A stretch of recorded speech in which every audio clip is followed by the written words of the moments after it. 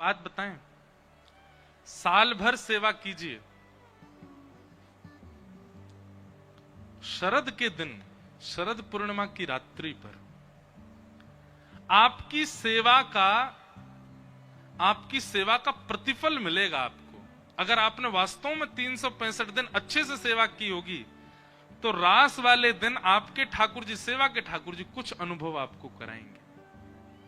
और यदि वो अनुभव नहीं हो रहा है, फिर से 365 दिन के लिए चलो सेवा में, करो। ठाकुर जी आपकी सेवा से प्रसन्न हैं। कई बार रास पूर्णिमा की रात्रि को ही बताएंगे, कुछ अनुभव कराएंगे, या तो स्वप्न में आकर के या श्रृंगार के भाव से कुछ तो अनुभव होगा आपको। अगर आपकी सेवा की भावना इतनी सुदृढ़ है तो जो केवल ऐसे ही काम चलाने के लिए, मन लगाने के लिए सेवा करते हैं, उनके लिए ये बात नहीं है। जिनकी सेवा का भाव ही इसलिए है कि हमें ठाकुर जी का अनुभव हो, तो आप शरद पूर्णिमा के अगले दिन से सेवा करते करते करते शरद पूर्णिमा तक 1 वर्ष पूरी सेवा मन लगा करके हर उत्सव भाव से करो। शरद वाली रात्रि को ठाकुर जी कुछ तो अनुभव कराएं।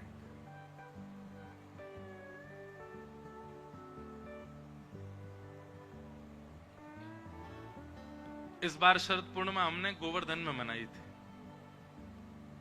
रात्रि 1 बजे प्रवचन प्रारंभ हुआ था, 12:30 1 बजे, और सुबह 4 बजे तक चला था। हजारों की तादाद में लोग, पता नहीं कहां से आ गए इतने लोग। और गिरिराज जी की तलेटी में बैठकर के रास पंचाध्याय हुआ। इतने सारे रसिक जन, इतने वैष्णव जन, इतने प्रिय जन कहां कहां से आए थे, और सब नृत्य कर रहे थे।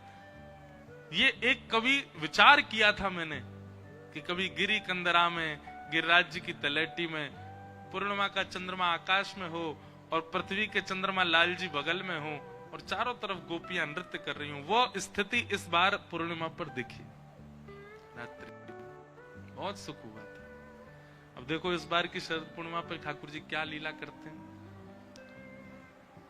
शरद पूर्णिमा हर वैष्णव को उसके 365 दिन की सेवा का रिजल्ट मिलता है शरद पूर्णिमा को। इसलिए वो सामान्य दिन मत मानिएगा।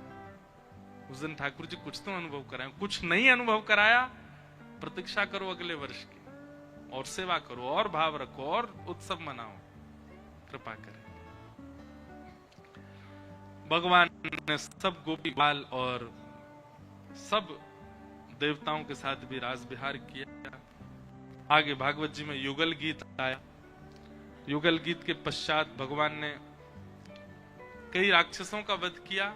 अब ठाकुर जी के विवाह की ओर चलें, द्वारिका लीला में प्रवेश करा दें। आज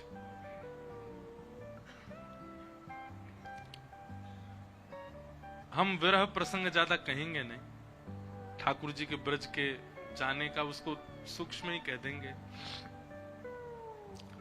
उद्धव जी, अक्रूर जी को कंस ने भेजा और भगवान को लेकर के अक्रूर जी मथुरा पधारे।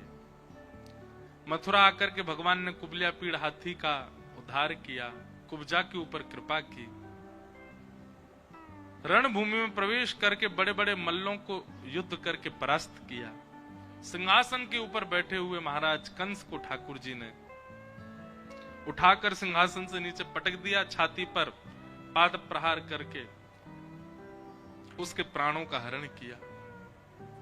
मथुरा और समस्त ब्रजमंडल को ठाकुर जी ने भयहीन कर दिया, सबके हृदय से भय चला गया।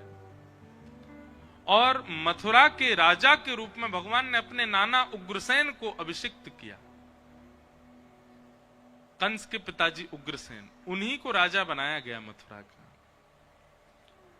भगवान ने कारागृह में प्रवेश किया और जाकर के देवकी मैया को वहां से मुक्त किया। बंधुओं, मैंने एक दिन कहा था ना, कभी अवसर मिलेगा तो मैं 7 दिन केवल मातृ प्रेम पर चर्चा करूंगा।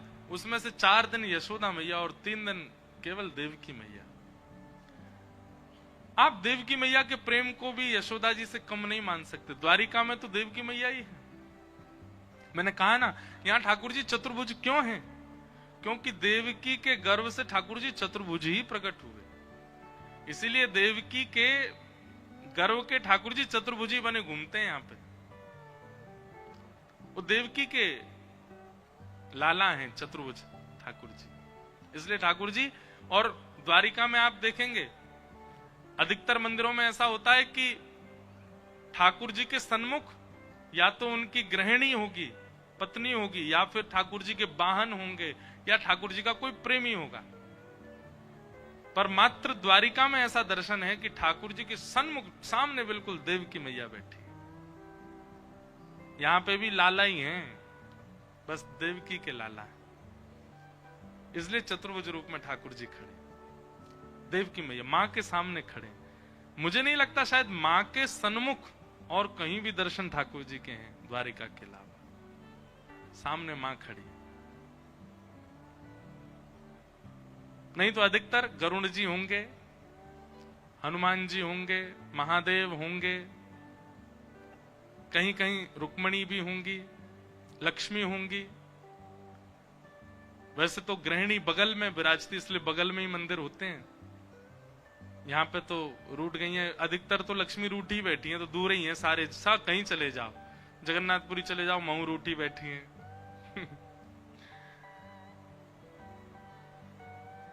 तिरुपति बालाजी चले जाओ, वहां पे भी रूठी बैठी नीचे पद्मावती।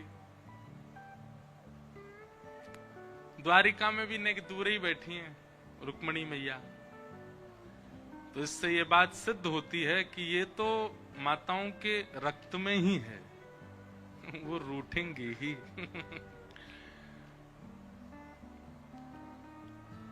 हमने एक बार प्रश्न किया एक महापुरुष से कि ठाकुर जी की ध्वजा में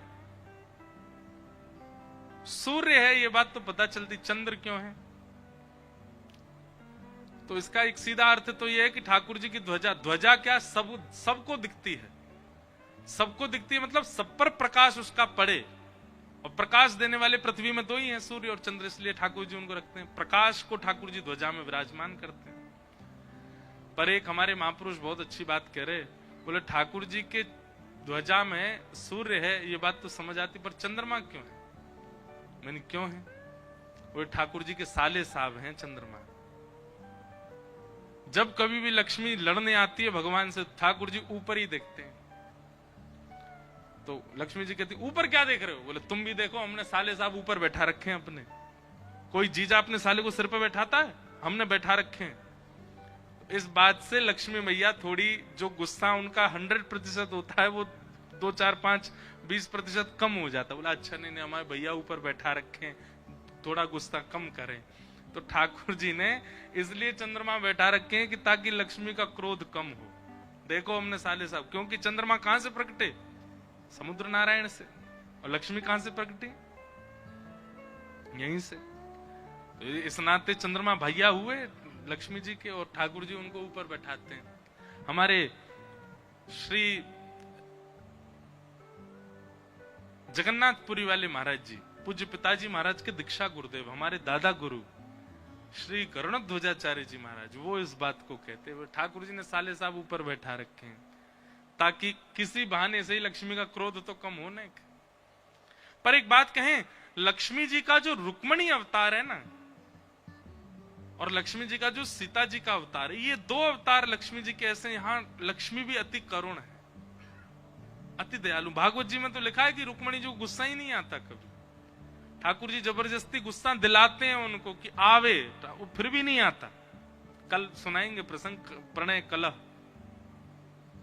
ठाकुर जी ऐसी बातें करते हैं कि रुक्मणी जी को गुस्सा आवे, और गुस्सा तो आता नहीं, मूर्छित और हो जाती हैं वो। ऐसी है, करुणावतार है लक्ष्मी जी का रुक्मणी जी।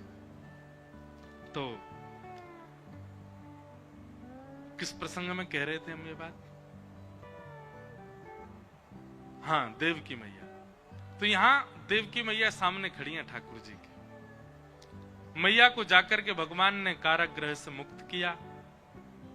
बहुत सुंदर प्रसंग है। यशोदा मैया, देवकी मैया देख करके ठाकुर जी को भाव विह्वल हो गई, और ठाकुर जी के अंक में जाते ही मूर्छा आ गई देवकी मैया को। 11 वर्ष बाद लाला आया लौट के।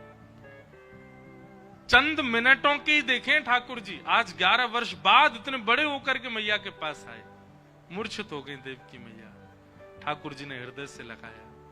देवकी मैया ने सौगंध दी, लाला अब छोड़ के नहीं जाइयो, 11 वर्ष को मैंने वियोग सहो, अब मुझे छोड़ के मत जाइयो। ठाकुर जी बोले मैया मैं कहीं नहीं जाऊंगा, तेरे पास ही रहूंगा। और भगवान ने